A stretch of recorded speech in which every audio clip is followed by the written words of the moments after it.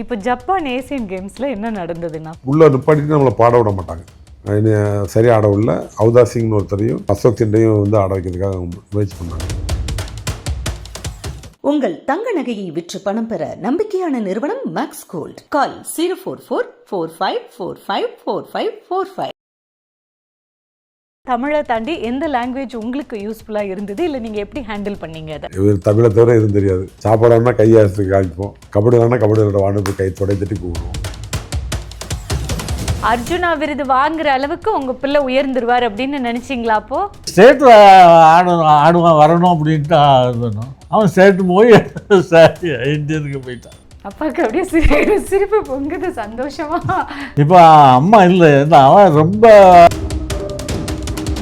உங்களுடைய திறமையை மட்டுமே நீங்கள் ஃபோக்கஸ் அப்படிங்கிறது எப்படி ஹேண்டில் பண்ணீங்க? எனக்கு வேறு எண்ணமே கிடையாது. நான் விளையாடணும், ராஜரத்ன மாதிரி நான் ஒரு பெரிய பிளேயர் ஆகணுங்கிறது தான் என்னோட எண்ணத்தில் இருந்தது.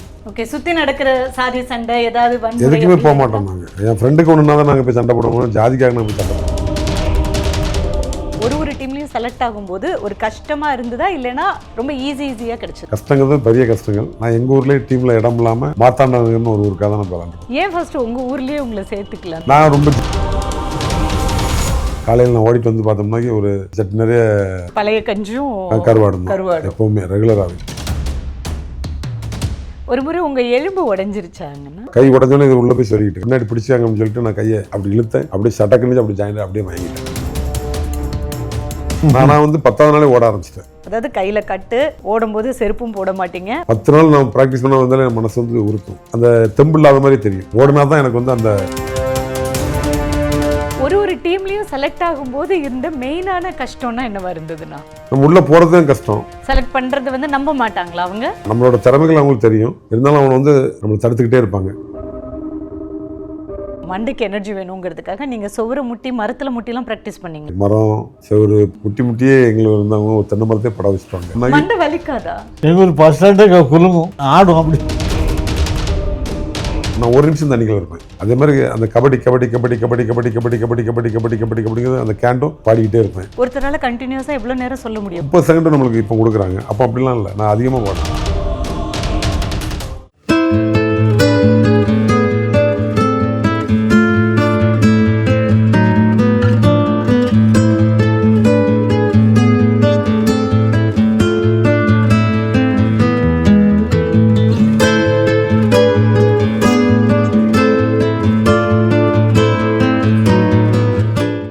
Real bison and real Pasupathi sir என் கூடவே இருக்காங்க. அர்ஜுனா விருது வாங்கிய கபடி வீரர் அண்ணன் மனத்தி கணேசன் அவங்க வீட்டில் தான் இருக்கோம். அண்ட் உங்களையும் உங்கள் அப்பாவையும் சந்திக்கிறதுல ரொம்பவே மகிழ்ச்சி. சந்தோஷம். அப்பா ஃபர்ஸ்ட் படம் பார்த்தீங்களா நீங்கள்? வெளியே வந்தால் படம் எப்படி இருக்கும்? எங்கள் காசு தான்ப்பா போகிறான், கணேசன் காசு தான். அப்படி அவன் சால்புரம் ஸ்கூலில் இருந்து அவளும் இன்ன வரைக்கும் உள்ளது பூரா அதில் இருக்குது படத்தில். அப்படி அண்ணா நீங்கள் சொல்லுங்கள் ஃபஸ்ட்டு. மாரி செல்வராஜ் சார் எப்போ வந்து உங்களோட கதையை படமாக்கணும்னு சொன்னாங்க?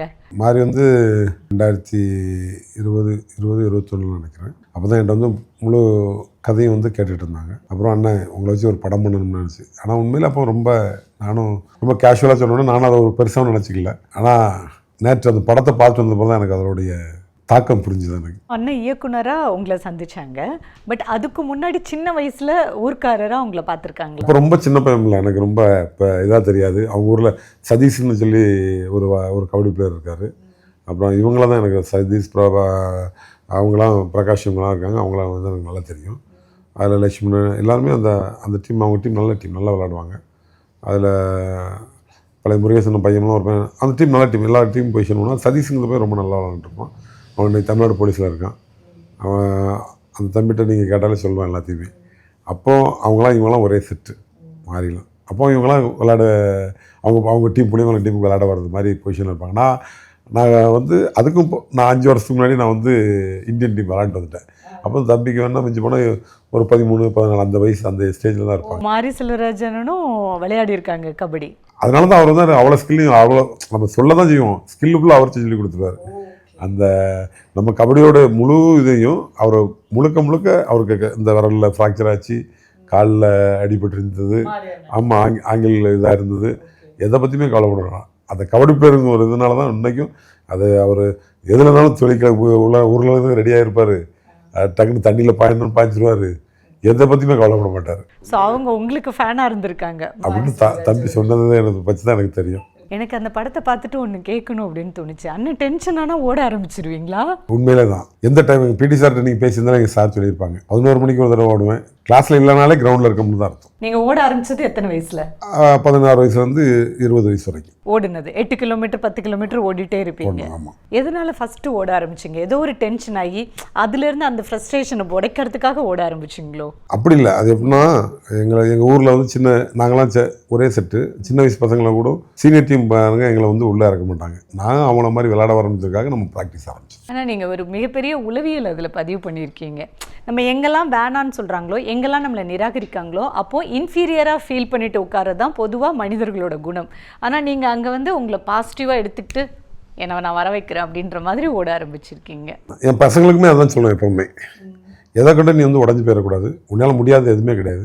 கண்டிப்பாக உன்னால் முடியும்.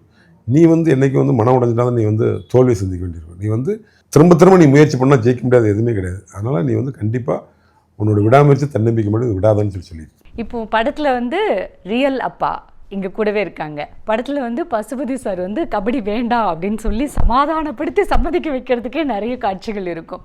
நீங்கள் உண்மையிலேயே கபடி வேணான்னு நினச்சிங்க? இல்லை நானே சின்ன பிள்ளை கபடி விளையாடணும். ஸ்கூல்லலாம் மேட்சுகள்லாம் பார்த்தாங்க. இல்லைன்னு இல்லை, ஸ்கூல் லெவலில் வந்து நான் வந்து தெரியாமல் விளையாட போயிடுறதுனால எங்கள் அப்பா வந்து அந்த டைம்லாம் 2-3 தடவைலாம் விளையாட விடலை. அப்பாவுக்கு வயசு என்ன இப்போது? அப்பாவுக்கு ஆக்சுவலாக 87 வயசு ஆகுது. ஆக்சுவலி அவங்க கிட்ட ஆசீர்வாதம்லாம் வாங்குறதே பெரிய விஷயம். ஏன்னா எங்கள் அப்பாட்ட கேட்டப்போ 80 வயசுன்னு தான் சொல்லுவாங்க. அப்படியே வயசு குறைச்சி சொல்லுவாங்களா? அப்படியே பசுபதி சார் மாதிரியே இருக்கு. எல்லாரும் ஃபோட்டோயும் பார்த்து தான். தங்கராஜ் சார் இருக்காருலாம், அவர் வாலிபத்தில் வந்து பவன் சார் மாதிரி இருப்பாரு. அவரே மாதிரி தான் இருப்பாரு. நீங்க வந்து உங்க பையன் கபடிக்கு போகும்போது வேணாம் அப்படின்னு நினைச்சீங்களா? நான் நினைக்கல. விளையாடுவோம் சொன்னேன். அவன் எங்கே விளையாண்டாலும் அங்கெல்லாம் போவேன். அங்கெல்லாம் போவீங்களா? பொறுத்தாலேயே போவீங்க? தனியாக போவேன். புள்ள எப்படி விளையாடுறாங்கன்னு பார்க்குறது. நான் ஸ்கூலில் படிக்கும்போது ஸ்கூல் ஸ்டேட்டு. அப்படியா? ஆமாம், ஹாக்கி பிளேயரில். ஆமாம். அப்போ இன்ட்ரெஸ்ட் விஜயத்தில் நம்மளுக்கு சப்போர்ட் பண்ண ஆடல. அதனால அது அப்படியே போயிட்டு அவங்க விளையாட போவான். காலையிலே அவங்க எழுப்பி விடுவேன். நம்ம தான் எழுப்பி விடணும். விடிய காலமே கிட்டத்தட்ட 5 மணிக்கு எழுப்பிடுவோம். கொண்டக்கடலாம் வச்சு உப்பு படமாக வச்சு கொடுத்து விட்ருவோம். அவன் எங்கே விளையாடினாலும் அங்கெல்லாம் போய் ரசிப்போம், பார்த்துக்கிட்டு தான். கேப்டன் பொறுப்பே வேண்டாமா, சும்மா விளையாடுறதுல அவனை தான் அவ்வளோ பேர் வெளியே இருக்கவும் பூரா சொல்லுவான். அவனை கொண்டு விட்டுருக்காருன்னு கேப்டனுக்கு அடுத்தவரை விட்டுருக்குது. சரி, அதெல்லாம் கட்டின பிறகு பிரைவேட்டில் ஸ்கூல் ஒவ்வொரு ஊர்லேயும் மேட்ச் நடக்கும். நாங்கள் சுற்ற வட்டாரத்தில் எல்லா ஊர்லேயும் மேட்ச் நடக்கும். அந்த மேட்சுக்கெல்லாம் நாங்கள் ஊரில் ஒரு டீம் நல்ல டீம் பார்ப்போம் பண்ணியிருந்தாங்க. அந்த டீமை வச்சு எங்கள் ஊருன்னு சொன்னால் பக்கத்து ஊரில் உள்ளவன்னு பார்க்க வந்துடுவோம் விளையாட்டு. உங்கள் பிள்ளையை பார்க்கறதுக்கு? ஆமாம். அர்ஜுனா விருது வாங்குற அளவுக்கு உங்கள் பிள்ளை உயர்ந்துருவார் அப்படின்னு நினச்சிங்களா? அப்போது நான் இது ஸ்டேட் ஆடுவான் வரணும் அப்படின்ட்டு ஆடணும். அவன் ஸ்டேட்டு போய் இந்தியனுக்கு போயிட்டான். அப்பாவுக்கு அப்படியே சிரிப்பு பொங்குது சந்தோஷமா. இப்போ அம்மா இல்லை, அவன் ரொம்ப இதாக இருப்பான். கோழி குஞ்சு சின்ன குஞ்சை இடித்து அப்படியே புனிஞ்சு சாரை கொடுப்பான். தெம்பா இருக்கணும். ஆமாம், கோழி ஜூஸ் அப்படியே விளையாட்டு வரும்போதெல்லாம் கொடுப்பான். மேட்சுக்கு போயிட்டு வந்தான்னா ராத்திரி 12 மணிக்கெலாம் எந்திரிச்சு சாப்பிட்ட கதைகள்லாம் இருக்கு என்னோட பசி. எங்கள் அம்மா அதுக்கு உடனே அதுக்கு எதாவது ரெடி பண்ணி கொடுத்துருவாங்க. எதுவுமே இல்லைனாக்கி பருப்பு வறுத்து துவையல் வச்சாவது கொடுத்துருவாங்க எங்கள் அம்மா. அந்தளவுக்கு எங்கள் அம்மா என் மேலே ஒரு தனி மக்களே பார்த்துட்டாங்க. ஏன்னா ஒரு அக்கா ஒரு தங்கச்சி, அப்புறம் நான் தான். அப்புறம் இன்னொரு தங்கச்சி வந்து ரொம்ப லேட்டு தான், எனக்கு 8 வயசுக்கு மேலே கம்மி. இன்னொரு தங்கச்சி அதோட ரொம்ப கம்மி. அப்படி ஒவ்வொருத்தருக்கும் கேப் அதிகமாக இருக்கும். இன்னொரு தங்கச்சி வந்து இடையில ஒரு தங்கச்சி தவறிட்டா. அதனால் எங்கள் அம்மா வந்து ரொம்ப கேர் எடுத்து பார்த்துடுவாங்க சாப்பாடு விஷயங்களில். எந்த டைமு பசியோட தூங்கக்கூடாதுப்பான்னு சொல்லுவாங்களே ஒழிஞ்சு எந்த இது இருக்காது. அம்மா எப்போ தவறினாங்க? 2007, 8. பட் அம்மா நீங்கள் அர்ஜுனா விருது வாங்கினது எல்லாமே அப்போ தெரியாது, தெரியாதுங்களா இருந்தாங்க. ஆனால் மனநிலை இல்லை, அந்த மனநிலை இல்லை. அதை புரிஞ்சுக்கிடக்கூடிய மனநிலையில் இல்லையோ? ஹெல்த் இஷ்யூ இருந்ததா உங்களுக்கு? பொதுவாக திருநெல்வேலி அப்படின்னாவே இங்கே சாதி சண்டை நடக்கும், அருவா கத்தி ஓடுவாங்க. இப்போ நான் வந்து மீடியா இங்கேருந்து போய் அங்கே வேலை செய்கிறேன்னா உங்கள் ஊரில் சண்டை நடக்கும்ல, அருவா கத்தி. நான் அந்த மாதிரி ஒரு தடவை கூட நான் ஃபேஸ் பண்ணதில்லை. அது நடந்திருக்கு, ஆனால் நான் காதில் கேட்டிருக்கேன். இல்லைன்னும் சொல்ல முடியாது, பட் எல்லாரும் அதை பார்த்துக்கிட்டே இருந்தோம் அப்படின்னும் சொல்ல முடியாது. பட் இது நடந்தது உண்மை. பட் நீங்கள் வளரக்கூடிய காலகட்டத்தில் உங்களுடைய திறமையை மட்டுமே நீங்கள் ஃபோக்கஸ் அப்படிங்கிறது எப்படி ஹேண்டில் பண்ணீங்க? எனக்கு வேறு எண்ணமே கிடையாது. நான் விளையாடணும், பெரிய ராஜரத்னம் மாதிரி நான் ஒரு பெரிய பிளேயர் ஆகணுங்கிறது தான் என்னோட எண்ணத்திலே இருந்தது. ஓகே, சுற்றி நடக்கிற சாதி சண்டை ஏதாவது எதுக்குமே போக மாட்டோம். நான் ஃப்ரெண்டாக தான் இருப்போம் எல்லாருமே. என் ஃப்ரெண்டுக்கு ஒன்றுனா தான் நாங்கள் போய் சண்டை போடுவோம், ஜாதிக்காக நாங்கள் போய் சண்டை போடுவோம். எப்போவுமே என் ஃப்ரெண்ட் சர்க்கிள் எல்லாமே அப்படி தான் இருக்கும்.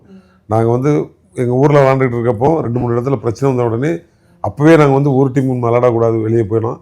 கிளப் டீம் ஆடினா நாங்கள் வந்து நம்ம கிளப் டீமாக ஒன்று ஆடணும், விபி பிரஸ் சொல்லி ஆர்டினரி டீம் தான் நாங்கள் ஆடணும். அந்த டீம் தான் எங்களுக்கு வந்து இந்த அளவுக்கு ஒரு பெரிய உந்து சக்தி கொடுத்தது. அது மட்டும் நான் சன் பேப்பர் மில், அப்புறம் பேப்பர் மில்லுக்கு போயிட்டேன். அப்படி பேப்பர் மில்லில் இருந்து அங்கே நான் நல்லா விளாடதை பார்த்து என்ன 2 மாதத்தில் என்னையும் ரவிசுந்தர் 2 பேரும் தமிழ்நாடு எலக்ட்ரிசிட்டி போர்டில் எங்களை கூப்பிட்டாங்க. ஒரு டீம்லேயும் செலக்ட் ஆகும்போது ஒரு கஷ்டமாக இருந்ததா இல்லைன்னா ரொம்ப ஈஸியாக கிடைச்சதா? கஷ்டம் இல்லாமல் வந்து ஸ்போர்ட்ஸில் நம்ம சைன் பண்ண முடியாதுல்ல. கஷ்டங்கிறது பெரிய கஷ்டங்கள். நான் எங்கள் ஊர்லேயே டீமில் இடம் இல்லாமல் நான் இன்னொரு ஊர் மார்த்தாண்டனகர்னு ஒரு ஊருக்காக தான் நான் விளாண்டுருப்பேன். சிறுவண்டம் பக்கத்தில் இருக்க ஒரு சின்ன ஊர். அங்கே வந்து என்னோடய ரிலேஷன் எங்கள் மாமா மகளை அங்கே கட்டி கொடுத்துருந்துச்சு. அங்கே அந்த ஊருக்காக தான் நான் போய் ஃபஸ்ட்டு விளாட ஆரம்பித்தேன். அதில் விளாண்டு நல்லா விளாட ஆரம்பிச்ச பிறகு ஏன்டா நீ வந்து வெளியே விளாடுச்சுன்னா அப்புறம் நம்ம ஒரு டீம் ரெடி பண்ணுறது. என் வயசில் உள்ள பசங்கள்லாம் சேர்ந்து நாங்கள் ஒரு டீம் ரெடி பண்ணோம். ஏ டீம் தனியாக இருந்தது, பி டீம் நாங்கள் சின்ன பசங்க ரெடி பண்ணோம். நாங்கள் போன வருஷமே ஏ டீமை ஜெயிக்கிற டீமாக நாங்கள் ஜெயிச்சிடும். ஏன் ஃபர்ஸ்ட் உங்கள் ஊர்லேயே உங்களை சேர்த்துக்கலாம்? நான் ரொம்ப ஜூனியர்னு சொல்லி எங்களை வந்து சின்ன பசங்கன்னு சொல்லிட்டாங்க, விட்டுட்டாங்க. 17-18 வயசுலேயே நான் வந்து எல்லா டீமையும் வின் பண்ணக்கூடிய அளவில் எங்கள் டீமை ஃபார்ம் பண்ணிட்டோம். அதில் இவங்க டீம் நல்ல டீமு. ஒரு 16-17 வயசில் நீங்கள் உங்கள் ஊரில் பெரிய ஹீரோ இல்லைன்னா? ஆமாம், அப்போ வந்து நான் பயங்கர ஹீரோ தான். அந்த சின்ன வயசில் வந்து ஊரையே வந்து திரும்பி பார்க்க வச்சுருப்பீங்க. அப்போ முரட்டுத்தனம் எல்லாமே இருக்கும்ல. நம்ம ஊருக்குள்ளே சின்ன சின்ன இதெல்லாம் வரும். உடனே டக்குன்னு நாங்கள் பண்ணல யாருனாலும் சரி ஏதாவது ஒரு சட்டை பண்ணாலும் உடனே தட்டி கேட்குறதே நாங்களாக தான் இருக்கோம். அப்படியா? பட் அப்பா படிக்கணும், ஸ்போர்ட்ஸு, இந்த சண்டை கிண்டன் போகும்போது தட்டி கேட்குறது இதெல்லாம் எப்படி அப்பா? எங்கள் அப்பா எப்படின்னாக்கி அந்த 9ஆம் கிளாஸ் வரைக்கும் படிக்க தட்டி என்னை வந்து படிக்க வைக்கணும்னு ரொம்ப ஆசைப்பட்டாங்க. ஃபஸ்ட் வருஷம் நான் 9th வந்து ஃபெயில் ஆன உடனே சரி இதுக்கு செட் ஆக மாட்டாங்க இந்த மாதிரி அவன் இஷ்டம் இருக்குது. எங்கள் அம்மாவுக்கு எதுவும் தெரியலனா கூட எப்போ நீ ஓட போகலாம் அப்படின்னு சொல்லி 5 மணிக்கு எழுப்பி விட்டுருவாங்க. நான் வெளியே அம்மா அது என்ன எதுக்கு போகிறான் என்னங்கிறது எங்கள் அம்மா தெரியாது, ஓட போகணும்னு சொல்லிகிட்டே நினச்சிடுவாங்க. ஆனால் எங்கள் அப்பா சொன்னாங்களே அதே மாதிரி என்னோடய சாப்பாடு விஷயங்கள் எங்கள் அம்மா ரொம்ப கேர் எடுத்துக்குவாங்க. அதாவது எந்த ஒரு கஷ்டமாக இருந்தாலும் எங்கள் வீட்டில் சாப்பாடு பஞ்சமே இருக்காது. நல்லா சாப்பாடு பண்ணி வச்சுட்டு போயிடுவாங்க. காலையில் நான் ஓடிட்டு வந்து பார்த்தோம்னாக்கி ஒரு சட்டு நிறைய பழைய கருவாடு வறுத்து வச்சுருப்பாங்க. அதேமாதிரி எங்களுக்கு கருப்பட்டி கருவாடு தான் எப்போவுமே ரெகுலராகவே. அதே மாதிரி கருப்பட்டி எங்கள் வீட்டில் பஞ்சமாக இருக்காது. அந்த நேரத்தில் பண்டமாற்று முறை தான். நெல்லை கொடுத்துட்டோம்னா கருப்பட்டி எங்கே வச்சுடுவாங்க. அதனால் கருப்பட்டியும் அதிகமாக இருக்கும். கருப்பட்டியும் கருவாடு வந்து டெய்லி கஞ்சியில் குடிப்பேன். ஒர்க் அவுட் எந்த அளவுக்கு அதான் நான் இப்போ எல்லா பசங்களும் சொல்லுவேன், எவ்வளோ இன்புட் எடுக்கலாம் அவுட்புட் அவ்வளோ எடுத்தால் தான் நம்மளுக்கு சக்ஸஸ் ஆகும். நீ அவுட்புட் அதிகமாக இன்புட் இல்லைனாக்கி திறந்து தான் குறை முடிஞ்சு அதை உடல் இதாகிரும்னு சொல்லி எல்லா பிளேஸும் நான் இப்போ சொல்கிறது அதான் சொல்லுவேன். இப்போ எல்லாம் சாப்பாடு எக்ஸசைஸ் ரெண்டும் ஈக்குவலாக இருக்கும். என்னெல்லாம் சாப்பிடுவீங்க நான் ஒரு நாளைக்கு? இப்போ காலையில் கொண்டக்கடலையில் ஆரம்பித்து அப்போ நாட்டுக்கோழி முட்டை இருக்கும். அப்போ பச்சை முட்டையை குடிச்சிட்டே போயிடுவேன் கிரவுண்டுக்கு போகிறப்போ. அப்புறம் எங்கள் அம்மா சுண்டல் வச்சு வச்சுருப்பாங்க, அல்லது உளுந்து இருக்கும், பயிர் இருக்கும், ஏதாவது ஒரு ஐட்டம் இருக்கும். சாப்பிட்டுடுவோம். அந்த இப்போ அப்புறம் நடந்து, ஏன்னா அங்கேருந்து நாங்கள் வெளியே வரணும், மெயின் ரோட்டுக்கு வரதுக்கு ஒரு 3/4 கிலோமீட்டர் 1 கிலோமீட்டர் வரும். ஊரில் வந்து சுற்றி வந்தாலே அப்படியே போகிறதுக்குமே எல்லாம் முடிச்சுடுவேன். முடிச்சுட்டு அங்கே போய் எல்லா வேலையும் முடிச்சுட்டு காலை கடலாம் முடிச்சுட்டு அங்கேருந்து ஓட ஆரம்பிப்போம். ரோட்டில் வந்து கரெக்டாக நான் 5 மணிக்கு போனோம்னா 8:30 வரைக்கும் ஓடிட்டு இருப்பேன், ப்ராக்டிஸ் பண்ணிகிட்டு இருப்பேன். 3.5 மணி நேரம் ஓடுவீங்களா? 8:30 தான் வருவேன் வீட்டுக்கு. வீட்டில் இருந்து ஸ்கூலுக்கு போகணும், அங்கே 8:30 தான் போகணும்ல. அங்கேருந்து 4 நிமிஷத்தில் சைக்கிளில் வேகமாக போயிடுவேன். ஆமாம், அது வேர்வையோடு தான் எப்போவுமே இருந்த மாதிரி இருப்பேன். அதனால் எனக்கு வந்து அதே ஒரு தனி ப்ராக்டிஸாக இருந்த மாதிரி இருக்கும். அதேமாதிரி எங்கள் அப்பா வந்து அப்போ குறும்பூரில் இருந்தாங்க. அடிக்கடி குறும்பூர் போவாங்க. அங்கே ஒரு ஹோட்டல், ஜமாலே ஹோட்டல்னு ஒரு ஹோட்டல் இருக்குது. நாங்கள் சாப்பிட்டுட்டு போனாலும் அங்கே வந்து எங்கள் அப்பா அந்த கடையில் ஏதாவது வாங்கி சாப்பிட்டுக்காங்க. பரோட்டா கடையா? புரோட்டா கடை தனி. இது போக காலையில் வந்து சம்சா இந்த மாதிரி முட்டைக்கோஸ் இதெல்லாம் கொடுப்பாங்க அங்கே. அதிலே பார்த்தீங்கன்னா ஒரு வாரத்துக்கு 15 ரூபாய்க்கு சாப்பிட்ருவேன். அது வெறும் 7 பைசா தான் அந்த டைமில், நான் சொல்கிற டைமில் சம்சா வடலாம் அப்படி தான். அப்புறம் 15 காசு ஆச்சு. அப்படி அப்பாவோட வேலை விவசாயம் தான். ஐயா, விவசாயம் நீங்கள் பண்ணாலும் உங்கள் பிள்ளைங்களுக்கு நல்ல ஊட்டச்சத்தாக கொடுத்து வளர்க்கணும் அப்படின்றது நீங்கள் எப்படிலாம் பார்த்துக்கிட்டீங்க புள்ளிய? சரி, ஞாயிற்றுக்கிழமை மட்டன் எடுத்துருவோம் சாப்பாட்டுக்கு. மற்ற செவ்வாய் வெள்ளி தொட மாட்டோம். மற்ற நாளுக்கெல்லாம் மீனுங்கன்னா அது என்ன வாங்கி போடுறது. நல்ல சாப்பாடெல்லாம் குறையிட ஒரு முறை உங்கள் எலும்பு உடஞ்சிருச்சாங்கன்னா? அந்த கை உடஞ்சிட்டு, இடது கை உடஞ்சிது. எதனால அது உடஞ்சது? விளையாடுறப்போ கிரவுண்டில் வச்சு உடஞ்சிட்டு. அப்படியா? உடஞ்ச கையை அப்படியே நானே இழுத்து இந்த கையை சரி பண்ணிட்டேன். அப்படி சரி பண்ண முடியாதுல்ல. ஒன்று ஆர்த்தோபெடிஷன் டாக்டர்கிட்ட போவாங்க இப்போ, இல்லைன்னா நம்ம ஊர் பண்டார வேலையிட்ட போயிட்டு கட்டு போடுவாங்க. அதான் கட்டு போட்டு போடுவாங்க. அவரே சொன்னார் எக்ஸ்ரே எடுத்து பார்த்துருங்க அப்படின்னாரு. அப்படி பார்க்கும்போது அந்த எலும்பு ஒரு சின்ன துண்டு தனியாக கிடக்கு, அதை நீங்கள் திருப்பி ஒரு கட்டு கட்டினா தான் அது சேரும் அப்படின்னாரு. ஆனால் அவர் சொன்னபடி அந்த எலும்பு சேர்ந்துட்டுனா கையை என்ன செய்ய முடியும், கம்பு கொண்டு அடித்தாலும் முடிஞ்சாது அப்படின்னாரு. அதேபடி சேர்ந்துட்டு எலும்பு. அதாவது என் கையோட அளவே சின்ன இவ்வளோ தான் ஆயிடுச்சு. அப்புறம் எலும்பு உடஞ்சோம். கை உடஞ்சோன்னே இது உள்ளே போய் சொல்லிக்கிட்டு கை உடஞ்சிட்டுன்னு சொல்லிட்டேன். சொன்னோடனே பின்னாடி பிடிச்சாங்கன்னு சொல்லிட்டு நான் கையை அப்படி இழுத்தேன். அப்படியே சட்டக்குன்னு அப்படி ஜாயின் அப்படியே வாங்கிட்டேன். ஆமாம், அதுக்கப்புறம் திரும்ப தண்ணி தெளித்து இது பண்ணாங்க. அப்புறம் இப்படியே கையை நானே பிடிச்சிக்கிட்டு நேராக படிக்கனார குடிப்பில் வந்து அந்த டைமில் ஒருத்தர் இருந்தார். அதாவது கலியபாண்டியன் ஒரு அண்ணன், அவங்க அண்ணன் ராஜான்னு ஒருத்தர் இருந்தார். அவர் தான் அதுக்கு வந்து கெட்டு போட்டு விட்டார். அவர் டைட்டாக கட்டி விட்டார். பயங்கர பெயின், நைட்டு பட தூங்கம் இல்லை. திரும்ப அதை கட் பண்ணி எடுத்துட்டேன். எடுத்து காலையில் பழனிசாமி வைத்தியர்னு ஒருத்தர் இருக்கார். அவங்க தம்பி வந்து அவங்க பையன் வந்து குமாரனன், அவங்க தான் நல்லா பார்த்துட்டாங்க. 3 நாளைக்கு ஒரு தடவை கட்டு மாற்றி மாற்றி கட்டிகிட்டு இருப்போம். 27வது நாள் நம்ம ஊர் பக்கத்தில் ஆழ்வாத்திரில் ஒரு மேட்ச்சு. இந்த மேட்ச்சில் போய் நிற்கிறேன். நான் வந்து 10வது நாளே ஓட ஆரம்பிச்சிட்டேன். ஓ, கட்டோட இப்படி ஒத்த கை கட்டோட ஓடுறது செருப்பு போட மாட்டேன். செருப்பு போட மாட்டேன். செருப்பு கிடையாது, அப்போ வெறுங்கால் தான். அதாவது கையில கட்டு, ஓடும்போது செருப்பும் போட மாட்டீங்க, பல கிலோமீட்டர் ஓடுவீங்க. ஆமாம், குறும்பூர் போயிட்டு வந்துடுவேன் 2 தடவை. 10 நாள் நான் ப்ராக்டிஸ் பண்ண வந்தாலே என் மனசு வந்து உறுத்தும், கஷ்டப்படுத்தும். நம்ம ப்ராக்டிஸ் பண்ணாமே இருக்கணும்னு சொல்லிட்டு எனக்கு அந்த தெம்பு இல்லாத மாதிரி தெரியும். நம்மளுக்கு வலு இல்லாத மாதிரி இருப்பேன். ஓடினா தான் எனக்கு வந்து அந்த எனர்ஜி இருக்கும். ஆனால் மேட்ச் விளையாண்டீங்க கட்டு போட்டு. 27 நாள் கபடி விளையாண்டேன். எங்கள் அப்பாட்ட வந்து சாமத்தரன் ஒரு அண்ணா இருந்தார். இல்லை, இந்த மாதிரி நம்மளை நம்ம ஊர் பையன் ஏற்று விளையாட தான் நம்ம டீம் அந்த டைம் ஜெயிக்கணும். எங்கள் அப்பாட்ட கிரிப் பேண்டட் வாங்கிட்டாங்க. உடனே ஜான்சன் அப்போ வந்து 65 ரூபா அந்த கிரிப் பேண்டட். இன்ன வரைக்கும் அதை மறக்காமல் வச்சுருக்கேன். ஆலோசனையில் போய் வாங்கிட்டு வந்தாங்க. அவர் 2 மட்டை எடுத்து கட்டி உள்ளே இறங்கி விளையாண்டு மேட்ச் வின் பண்ணிட்டோம். வேற லெவல் ஸ்போர்ட்டிவான மைண்ட் செட் உங்களுக்கு. ஆக்சுவலி கெட்டு போட்டு விளையாடும் போது நாங்கள் சண்டை போட்டு நடந்தே வந்துட்டோம்ல. 7 கிலோமீட்டர் நடந்து வந்துட்டோம். விளையாடக்கூடாது அப்படின்னு விளையாண்டுட்டோம். நீங்கள் விளையாடக்கூடாதுன்னு சொன்னீங்க, பின்ன கையை கட்டு போட்டுட்டு யாருந்து அப்பா அம்மாவது விளையாட விடுவாங்களா? கையே போச்சுன்னா என்ன பண்ணுறது? நானும் இன்னொரு பையனும் தான் நடந்தே வந்துடும் வீட்டுக்கு. புள்ளுக்கிட்ட சண்டை போட்டுட்டு நடந்து நீங்கள் வீட்டுக்கு போயிட்டீங்க. சொன்ன பேச்சு கேட்கல புள்ளன்னுட்டு. அவன் ஜெயிச்சதான் தெரியாது. நான் பார்க்கல, உடனே வந்துட்டோம். கேட்கல, இறங்கின உடனே வந்துட்டோம். சும்மா பார்க்க போயிருக்கு அப்படி தான் போனோம். விளையாண்டான். ஆனால் நம்ம தலை வந்து ஒத்த கையில் கட்டை போட்டுட்டு கிரவுண்டில் இறங்கிட்டாரு. விளையாண்டு வின் பண்ணிட்டோம் நாங்கள் மேட்ச். அதுக்கப்புறம் தான் சன் பேப்பர் மில்லுக்கு ஒரு 1 வீக் கழிச்சு சன் பேப்பர் மில் போயிட்டான். ஒரு டீம்லேயும் செலக்ட் ஆகும்போது இருந்த மெயினான கஷ்டம்னா என்னவா இருந்ததுன்னா? நம்ம உள்ளே போகிறது தான் கஷ்டம். செலக்ட் பண்ணுறது வந்து நம்ப மாட்டாங்களா அவங்க? நம்மளோட திறமைகள் அவங்களுக்கு தெரியும். இருந்தாலும் அவங்க வந்து சிச்சுவேஷன் வந்து யாராவது ஒருத்தங்க நம்மளை தடுத்துக்கிட்டே இருப்பாங்க. அந்த கோச் நம்ம மேலே உள்ள நம்பிக்கையில் நம்மளை எடுத்தால் தான் உண்டு. அதே மாதிரி அந்த கோச் வந்து நம்மளோட நம்பிக்கையில் எடுத்தார். பேப்பர் வந்து அதே மாதிரி இபியும் அப்படி தான். எங்களுக்கு வந்து எந்த விதமான இதுவுமே கிடையாது. எனக்கு ரவிசுந்தர் இருக்கும். வெள்ளை பேப்பரில் கையெழுத்து போட்டு எங்களுக்கு வந்து அப்பாயின்மெண்ட் ஆர்டர் கொடுத்து விட்டாங்க. அப்ளிகேஷனே போடல நாங்கள். ஆனால் ஒயிட் பேப்பரில் அவங்களே அப்ளிகேஷன் ரெடி பண்ணி எனக்கு ரவிசுந்தருக்கும் ஆர்டர் வாங்கி கொடுத்தாங்க. அதனால தான் மின்சார வாரியத்தில் இன்றைக்கி பணி புரிஞ்சிட்டு இருக்கேன். பட் ஒரு இடத்துல வந்து உங்களை செலக்ட் பண்ணலை அப்படின்னா அந்த இடத்துல நீங்கள் மனசளவில் தோண்டு போவீங்களா, இல்லை வந்துரும்னு நினச்சி வெயிட் பண்ணுவீங்களா? நான் எப்போவுமே வந்து நான் சொன்னோம்ல அவங்ககிட்ட, ஒரு எனக்கு செலெக்ஷன் கிடைக்கலன்னா அதை பற்றி நான் வருத்தப்பட மாட்டேன். எதுக்குன்னா இந்த எப்போவுமே என் மனசுக்குள்ளே ஓடுறது அப்படி தான். நம்மளோட நல்ல பிளேயர் தான் கொடுக்க போகிறாங்க, நம்மளுக்கு வந்து குறைஞ்ச பிளேயர் கொடுக்கல.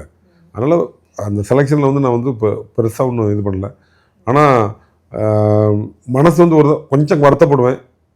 அடுத்தால நான் மனசு தேர்த்திக்குவேன். அதாவது கணேசன் இருந்தாலும் இந்த டீம் ஜெயிக்கணும்னு நினச்சா கண்டிப்பாக நம்ம செலெக்ஷன் கொடுப்பாங்க. இந்த வழி வந்து எனக்கு வந்து அதை ரொம்ப விரும்புவேன். கணேசன்லாம் அந்த டீம் தோற்று போகணும்னு நினச்சா நமக்கு ஏன் செலெக்ஷன் கொடுக்க மாட்டாங்க. அதனால் விளாண்டா நம்ம காமிக்கல. கணேசன் இல்லாமல் இந்த டீம் இல்லாத மாதிரி நினச்சா நம்ம கண்டிப்பாக செலெக்ஷன் கொடுப்பாங்கன்னு நினைக்கிறது தான் எங்களோட பாலிசி. இது மிகப்பெரிய மனோதத்துவ வார்த்தையை நீங்கள் ரொம்ப சிம்பிளாக சொல்லிட்டீங்க. ஆக்சுவலாக இப்போ வந்து அவர் ஹாக்கிக்கு போயிட்டார், சேகர் மனோகரன் சொல்லி ஹாக்கி பிரசிடெண்ட்டாக இருக்கார். அவர் சொல்லுவார், உண்மையிலே கணேசன் நீங்கள் வந்து ரொம்ப, அதாவது சாப்பாடு விஷயத்துலையும் சரி, உங்களோட ப்ராக்டிஸ் விஷயத்துலையும் சரி, ஸ்போர்ட்ஸ் சயின்ஸ்னு ஒன்று இருக்குது. உண்மையில் உங்களுக்கு தெரியாமல் நீங்கள் ஸ்போர்ட்ஸ் சயின்ஸ் பண்ணியிருக்கீங்க, அதான் நீங்கள் எந்த அளவுக்கு வந்திருக்கீங்கன்னு சொல்லுவார். ஆக்சுவலாக வந்து யோகாங்கிறதுலாம் எங்களுக்கு எதுவுமே தெரியாது. கம்பல்சரி நான் மூச்சு பயிற்சி பண்ணியிருக்கேன். கபடி கேண்டுக்காக. எப்படி தண்ணிக்குள்ளே முங்கி போகிறது. நான் 1 நிமிஷம் தண்ணிக்குள்ளே இருப்பேன் அப்போ விளையாடுற காலத்தில்.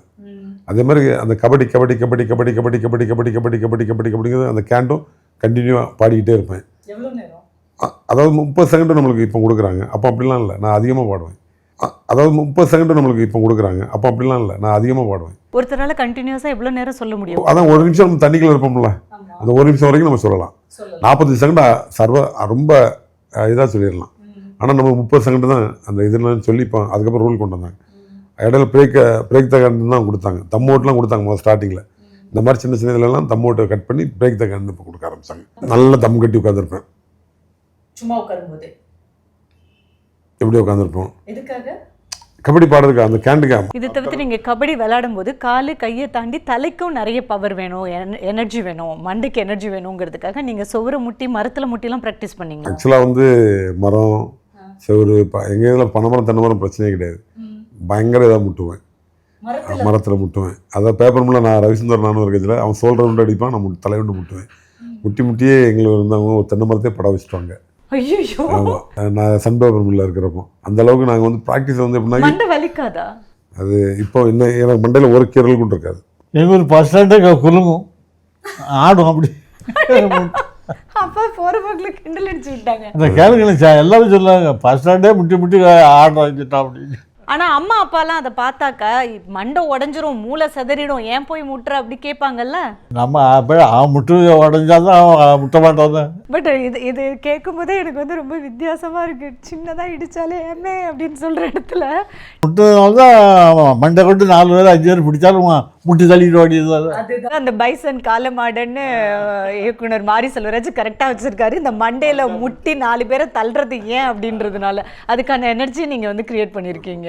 டெய்லி எவ்வளோ நேரம் அதுக்காக ப்ராக்டிஸ் பண்ணுவீங்க? கிரவுண்டில் ஆளே இல்லைனா கூட நான் ஒண்டியாக அதே ஸ்கில்லை பண்ணிக்கிட்டே இருப்பேன். ஆள் வருது பின்னாடி குத்தி தூக்கிட்டு வந்து அந்த பவரை யூஸ் பண்ணி தூக்கிட்டு வர மாதிரி பண்ணுவேன். இப்படிவே முட்டுவேன், திரும்ப வந்து தொடுத மாதிரி திரும்பிட்டு திரும்ப வந்து முட்டுவேன். இப்படியே ஒரு 50 அட்டெம்ப்ட் பண்ணுவேன். நீங்களே இமேஜின் பண்ணிப்பீங்க, இப்போ நம்மள இங்கே ஒருத்தன் தொடுறான், அப்போ நான் எப்படி சுற்றி பண்ணுவேன் அப்படின்னு. அப்படியே தான் பண்ணிதான். எங்கள் இதில் யாருமே ப்ராக்டிஸ் வர மாட்டாங்க காலையில், நான் மட்டும்தான் பண்ணுவேன். அதே மாதிரி தண்டால் போட்டாலும் 100 500 தண்டால் போட்டுருவேன். அப்போ வந்து எதுவுமே இல்லை நம்மளுக்கு, எந்த ஒரு சின்ன வெப்பன்ஸ் இதுவும் கிடையாது. இப்போ எல்லாத்துக்குமே உங்களுக்கு வந்து ப்ராக்டிக்கலாக எல்லாமே வந்துடுச்சு. நாங்கள் விளையாடுற காலத்துலலாம் ஒரு சிங்கிள் பார் டபுள் பார் மட்டும்தான் இருக்கும், மற்ற எதுவுமே இருக்காது. இந்த ஐடியாலாம் எங்கேருந்து வந்ததுன்னா, மரத்தை முட்டணும், சௌரை முட்டணும், அப்போ தான் கபடியில் 4 பேரை முட்டி தள்ள முடியுன்ற ஐடியா எங்கே உங்களுக்கே கற்பனையில்? நான் சொன்னோம், நாங்கள் பிடி சார் தங்கராஜ் சார் வந்து ராஜரத்ன கேமை பாரு, அவன் முட்டான் பாரு அப்படின்னு சொல்லுவார். அவங்க ஒர்க் அவுட் பண்ணதில் என்ன செய்வாங்கன்னு உட்காந்து பார்ப்போம். நாங்கள் போயிட்டு அவர் என்ன ப்ராக்டிஸ் பண்ணதோ அதெல்லாம் பார்த்து அவர் விளையாடுறது மாதிரியே நாங்கள் வந்து விளையாடுவோம். ஒவ்வொரு பிளேஸ் இருக்காங்க, ராஜரத்னா மனோன்னு, அது ஒவ்வொரு பிளேயரை பேரை சொல்லி நாங்கள் இங்கே ராஜரத்னா நல்லா விளையாடுவாங்களா. அப்புறம் உங்கள் பிள்ளைக்கு ஒரு கெட்ட பழக்கம் கூட இல்லாமல் ரொம்ப டிசிப்ளினாக வளர்த்துருக்கீங்க இல்லையா? பையன் 3 பையங்களுக்குமே ஒன்றும் கிடையாது. உண்மைதான், அது எந்த இதுவுமே இருக்காது. இப்போ ஜப்பான் ஏசியன் கேம்ஸில் என்ன நடந்ததுன்னா, ஃபஸ்ட்டு உங்களை சேர்த்துக்கல உள்ள டீமில்? இல்லை அப்படி இல்லை, நான் ஃபஸ்ட் மேட்ச் ஆட தான் செஞ்சேன். ஆக்சுவலாக எப்படின்னாக்கி ஃபஸ்ட்டு வந்து உள்ளே நிப்பாட்டிட்டு நம்மளை பாட விட மாட்டாங்க. சரியாக ஆட உள்ள அவதார் சிங்னு ஒருத்தரையும் அசோக் செண்டையும் வந்து ஆட வைக்கிறதுக்காக முயற்சி பண்ணாங்க. அது ஃபெயிலியர் ஆகிட்டு. அது ஒன்று அவதார் சிங்கை வெளியே எடுத்துகிட்டு ராஜ்குலேன்னு ஒருத்தரை உள்ளே இறக்கி டீமை நல்லபடியாக செட் பண்ணாங்க. அது வந்து அஃபிஷியலோட சின்ன மிஸ்டேக்னால மேட்ச் வந்து ரீமேட்ச் ஆச்சு. ஆக்சுவலாக இல்லைனாக்கி மேட்ச் வந்து இதுதான், நம்ம அப்போவே ஜெயிச்சிருப்போம். மனத்தி கணேசன் அண்ணன் வந்து அர்ஜுனா விருது வாங்கணும்னு அங்கே குறித்து வச்சிருக்கு அப்போவே. அந்த மேட்ச் ஆகி ஆமாம், நாங்கள் வந்து திரும்ப எங்களை கணேசன் ஆட வச்சு சொல்கிறாங்க. பங்களாதேஷ் கூட நான் ரொம்ப நல்லா விளாண்டேன்.